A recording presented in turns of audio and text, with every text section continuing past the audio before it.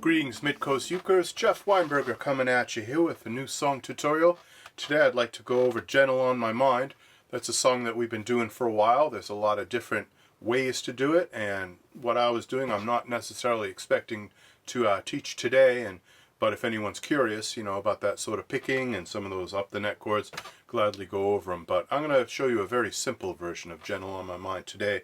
So first, to talk about the tune a little bit, it was written by John Hartford. He was a great banjo player. He was a sidekick of Glenn Campbell's, who of course sang that song most famously. Most people who have heard Gentle on My Mind have heard the Glenn Campbell version, and that's kind of what we're emulating here today. Glenn Campbell recorded it in the key of E flat. He had a capo on his guitar and put it in E flat. John Hartford, when he first recorded it for his own record, he did it in D. Being a banjo player, that's a natural key for them to play in. But for ukulele, probably key of C is the easiest. Key of G might work. Key of F could potentially work. And then the key I was just playing it in was D. Our song sheet happens to be in D too. So let's take a look at the song sheet. Let's see what we have going on. Make sure everybody understands. If you're looking at all those chords, if you're looking at D, D major 7, D6, etc., and you're saying, wow, I can't change chords that fast, and I can't even play some of those chords, that's all right. You know what you can do? You can just hang on to D the whole time. You can just go, it's knowing that your door is always open and your path is free to walk. And then it does do a series of chords there, but you could just hang on to E minor for this whole time. It's free to walk. That makes me tend to leave my sleeping bag rolled up and stashed behind your couch. So there's just one little chord change there that you have to do, and that's, you do want to hit an A7 chord on the word stashed. Leave my sleeping bag rolled up and stashed behind your couch. If you can hit an A7 there, great. But other than that, you're just kind of hanging on to D for a really long time, and then E minor for a really long time. Dun, dun, dun, dun, dun, dun, dun, dun, dun, dun, dun.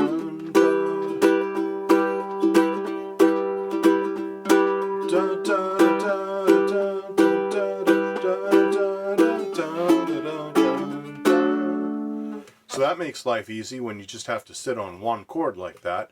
But really, if you want to do the more close to Glenn Campbell version, you're going to be moving your chords. Your chords are going to have some motion like this.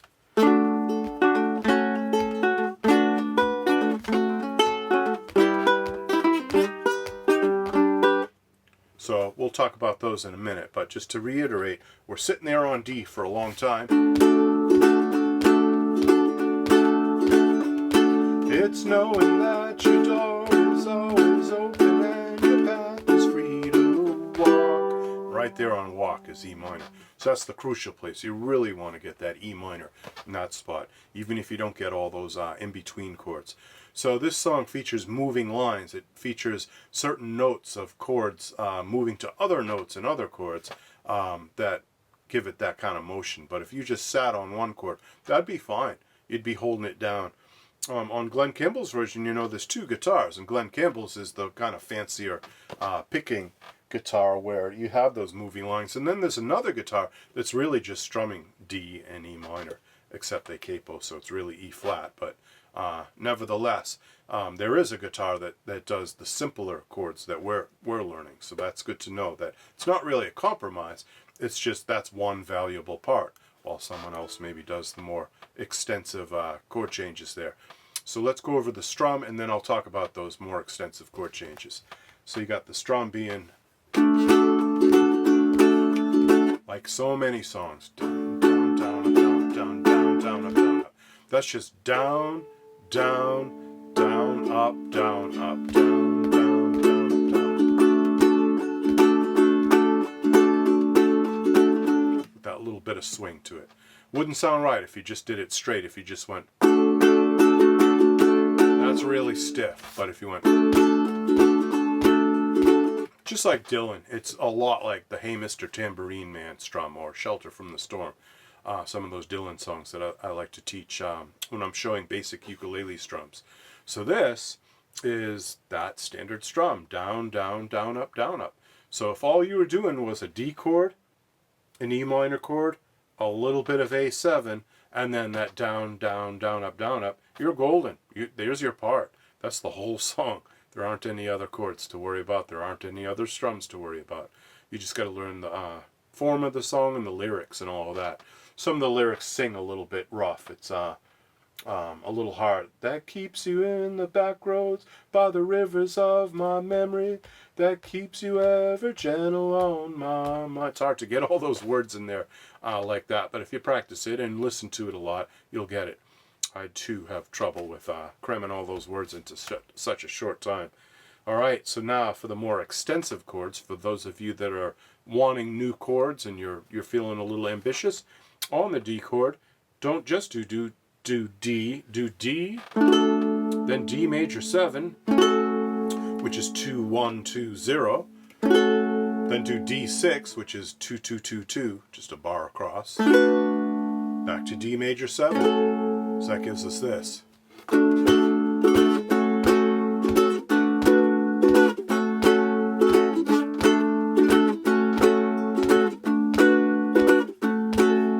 That's a pretty decent little chord change.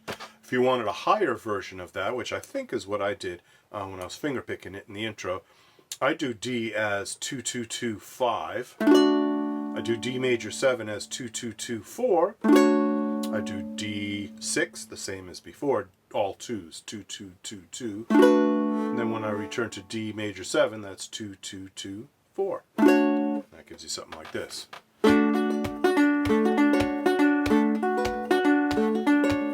Even if you're not picking it, even if you're strumming it, sounds pretty good.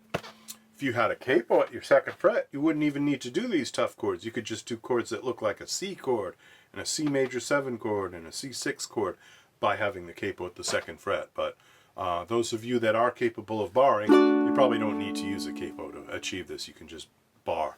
All right, and then the set of chords that goes with E minor, it's an E minor chord, 0 4 3 2, and then E minor major 7. I know that's a funky name, but trust me, that actually is the name of the chord, E minor major 7, and it's 0 3 3 2, and then a chord called E minor 7, or what we know as G, 0 2 3 2. In this case, it functions as an E minor 7, but if you want to just call this chord G, because that's how you know it and love it, then just call it G. And then you have a choice here. You can do something called an E minor 6, otherwise known as an A9. You know, chords sometimes have dual identities, but regardless of what you call this, whether you call it E minor 6 or A9, doesn't matter to me, but as long as you play it right, it is 0 1 3 2. And that gives you this line.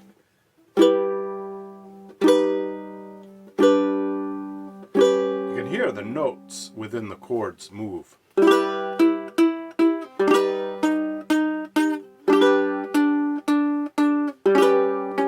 you were ever wondering why that song sounds so cool, why Gentle on My Mind has such great motion in its chord changes, there's the secret right there. Those notes that just drop like that.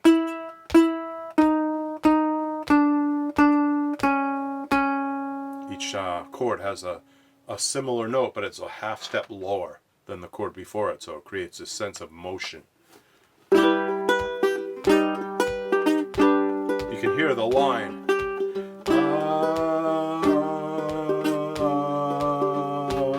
That's the secret to a lot of these chord progressions that we do in mid-coast ukes that are interesting like that and rich sounding.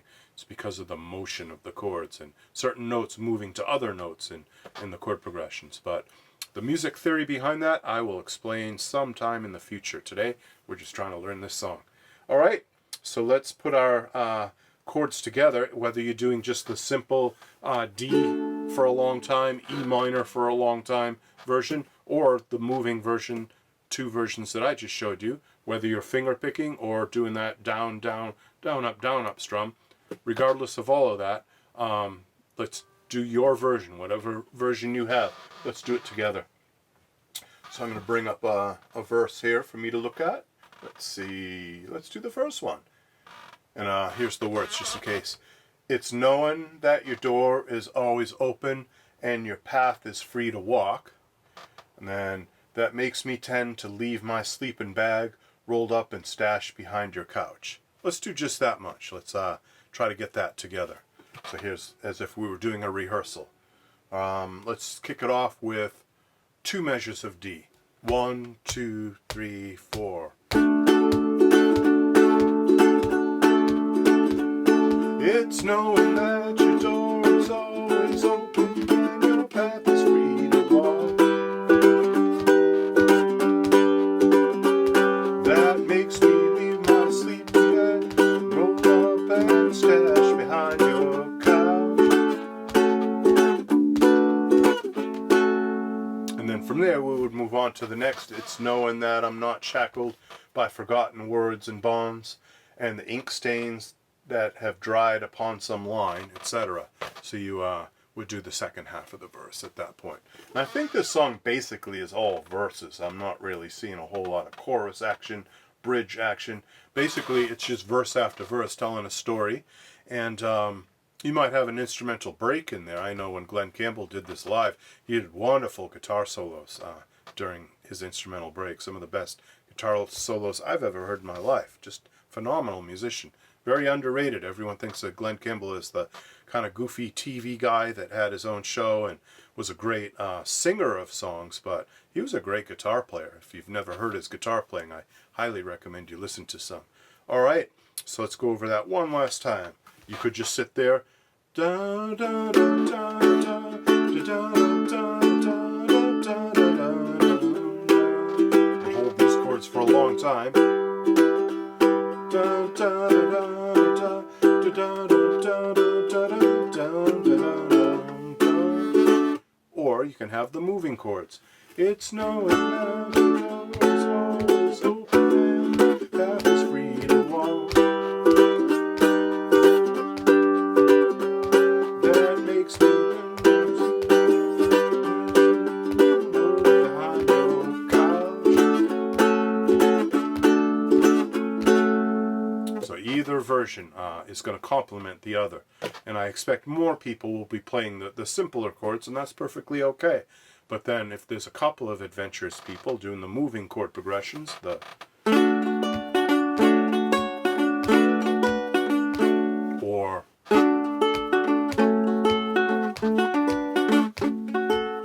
that'll just complement everything else and make it sound a little more richer. Alright, Mid-Coast Ukers, hope you enjoyed that. I know that I didn't go over the entire song and we didn't get to jam on the whole thing, but I just wanted to give you a brief rundown of the chords and the strum in Gentle on My Mind. And I will catch you later, Mid-Coast Ukuleleans. You take care. Bye-bye.